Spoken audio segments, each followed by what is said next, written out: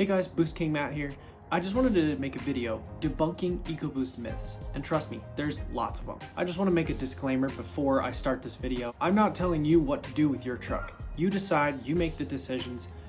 At the end of the day, you get to choose what goes on your truck and what doesn't go on your truck. So just take that as you will, and let's dive right into this. One of the first myths that you'll find is adding intakes, exhaust, downpipes, and modifications like that, excluding upgraded intercoolers, actually don't add power to your truck. This has been proven by my tuner Brett at Boost King Tuning, and he is not affiliated with my name, Boost King Matt, by the way. He has ran lots of different trucks with different modifications on the dyno, proving that the stock tune does not add any more power when it sees more airflow or more exhaust flow. The ECU simply sees a change in exhaust flow or airflow, and it adjusts the parameters to make the same power as it was making before. So no matter what modification you put on there, you will not gain power unless you tune your truck. If you feel like your exhaust added power, it's probably because you're in the throttle more than you were before. You can even get larger turbos and run them on the stock tune, and the truck will still make stock horsepower. I've done this before personally on my old 2.7 truck.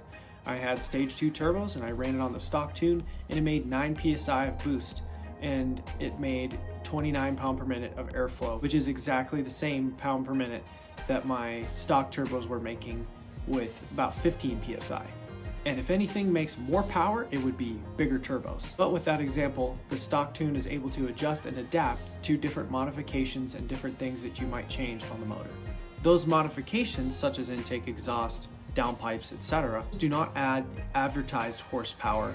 For example, if you go on certain companies' websites, I won't name names, you will see promised horsepower number gains. You'll see like plus 17 horsepower and plus 32 foot-pounds of torque. As I explained, the stock tune adjusts and it harnesses the newly found airflow or exhaust flow, and it brings everything into control and makes the same power as it always did.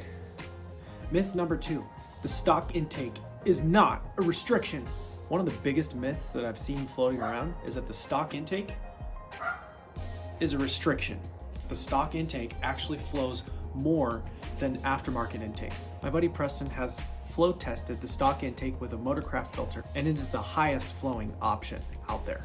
And quick side note on that, one of the only companies that actually flow test their intakes is S&B Filters. Myth number 3, you do not need a catch can on your Ecoboost. Now I understand that this is probably going to stir up a lot of controversy. Putting a catch can on your truck will not reduce the carbon buildup on the intake valves. That is caused by emissions and valve overlap. There's a lot more on this topic, so go check out the link in the description. I've seen so many people worried about their turbos failing, but I'm here to tell you that the turbos are not going to fail as quickly as you think they will.